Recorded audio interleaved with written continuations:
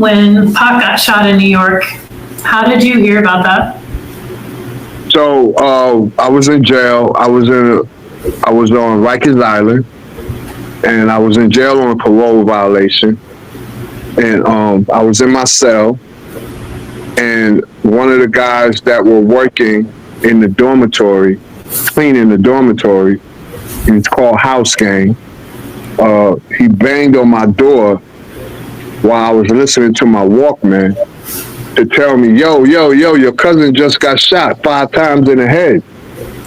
And I was like, what? 5 times in the head? And I got out of my bed to look at the TV, and there it was. It was this crime scene where, I see people gathered around the studio where I know that area. They're gathered around in the area that I'm very familiar with.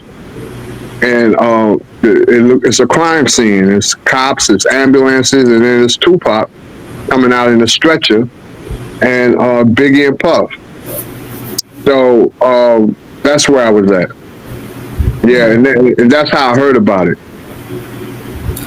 Okay, so I watched somewhere in the beginning of, you thought it was King Tut that did that.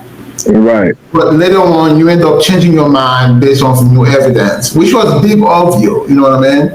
Right.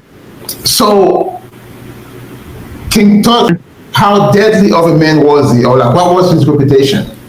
Well, at the time, his reputation was that he was violent.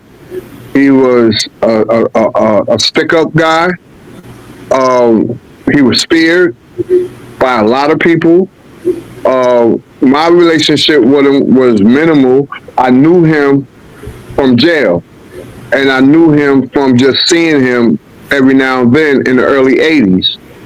You know, we were both in the street, and we were both doing what we were doing, and I would see him periodically in jail, or I would see him on the street once or twice, and we would just say what's up to each other. So I didn't really have a relationship with him. I just knew who he was. And when Pac got shot, I was told by a mutual associate of Tut and I. He's a mutual associate. We both knew him, and we were talking. I ran into him, this gentleman. I ran into him.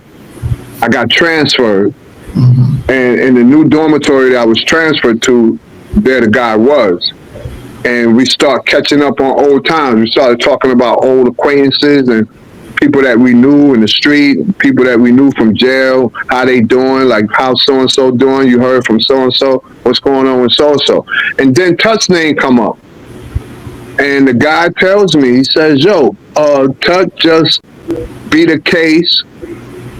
He was in a barbershop, and some detectives were looking for him, and one thing led to another, and he got into a shootout with the detectives, and he was arrested, and he beat the case. I said, oh shit, really? He beat the case? He said, yeah, he beat the case. And he shot Tupac. That's how he told me. He shot Tupac. I said, oh shit, really? Now the guy didn't know that Tupac was my cousin. He didn't know. Okay. And when he told me that Tut shot him, I didn't say, oh shit, that's my cousin. You know, I just kept it to myself, and I got on the phone and I called my sister, who was with Pac at Jasmine Guy's house. And I was able to speak to Pac. She put Pac on the phone for me, and I was able to speak to him and tell him who shot him. Now, fast forward, the same gentleman, King Tut, he ended up going to prison just around that time, like 1993. I think he went to prison, 94. And he was given 5 life sentences for something unrelated to what happened to Tupac at the studio, right? And we thought that we was never going to see him again. When I did the interview about King Tut on Art of Dialogue, and I mentioned his name, I guess he heard about it while he was in prison. He was just recently released this past October. The judge that sentenced him to 5 life sentences had he had a spiritual breakthrough. And he felt that he was critically harsh on King Tut's sentencing. So he decided to release him. He had a spiritual breakthrough, the judge. Go figure. Like how many times that happens, right? Not very often, yeah. Never. Yeah, where he had a spiritual breakthrough, and because of King Tut's behavior while he was in jail, of him helping other inmates, and his stellar prison record, and his ability to rehabilitate from his old self to become this new person who is all about helping people and self-improvement and personal development. Judge took all that into account, and he released him. Now, when he released him, found out about it, and the first thing I wanted to do was I wanted to confront Tut about shooting my cousin, but not I wanted to do it in a way like respectfully and like with humility and honor, you know, and you know, I just wanted to have that conversation with him, man to man, and he wanted to have the same conversation with me. So we were both trying to get in touch with each other at the same time, as soon as he got out. And one thing led to another, where he was out for maybe 2 weeks, and he very smart. He was very smart. Him and his wife, they were very smart to do this. They posted an interview on YouTube of King Tut's wife interviewing him about, you know, his prison time and his association to shooting Tupac. And a friend of mine called me to tell me that the interview was on. Did I see it? And I said no. This friend of mine that called me was he was someone in my inner circle who knew the story, right? And he called me and asked me, did I see it? I said no. He said, watch it. He said, you're going to think differently about King Tut. And sure enough, when I watched the interview, the compassion, the honesty, the vulnerability that he showed while he explained why he would never shoot Tupac and why he had nothing to do with it, and how much he loved his music and respected him and respected his mother. So, yeah, so he posts this video, and like I said, he talks about why he would never have robbed Tupac. He was a fan. He respected his message. He thought that he was a leader of young black men, and he was untouchable.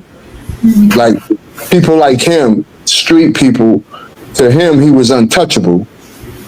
You know, so, and the compassion that he said all these things with, and I seen he was pouring out his soul. I knew that he was telling the truth.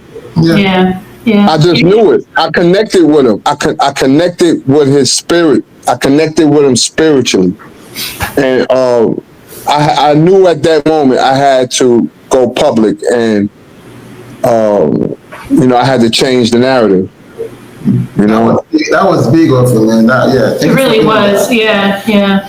So he thought so too, but to be real, he thought that was bigamy. And he, like I said, man, I like the guy. I'm gonna be straight up honest with you. I like him because I like what he was able to do with his life. I like what he was able to, how he was able to transform his life and become a beacon of hope for other young men who are venturing off into this negative lifestyle that he so excelled in, right?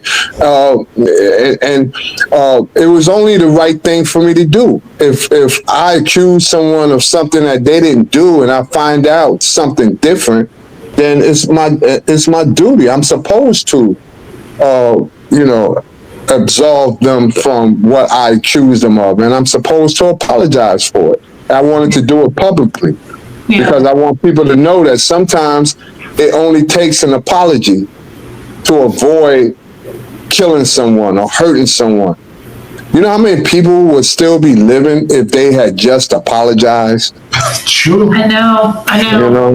Yeah. And sometimes the apologies, I mean, they're not even necessarily for the other person, but just for yourself. So, you know, it's, sometimes we just need to be the bigger person, or we need to be a better version of ourselves. Yeah, absolutely.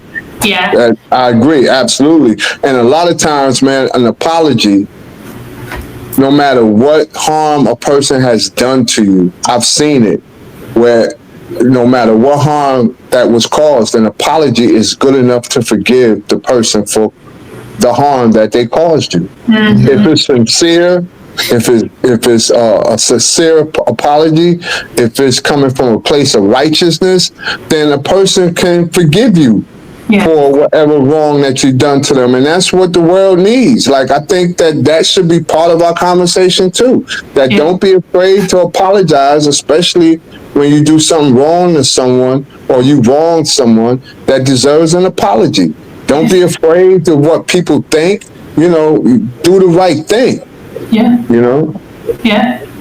No, so him and I, and what's so cool about this story is that him and I communicate. I haven't talked to him in maybe about a month or maybe about 2 months, but every now and then we text each other to see how we doing, see how he's doing.